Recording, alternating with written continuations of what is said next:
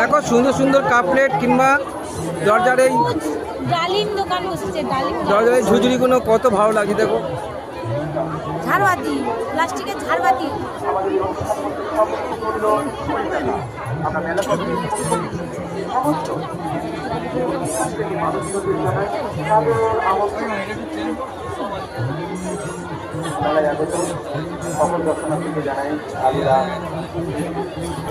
সব কাপ প্লেটের দোকান এটা।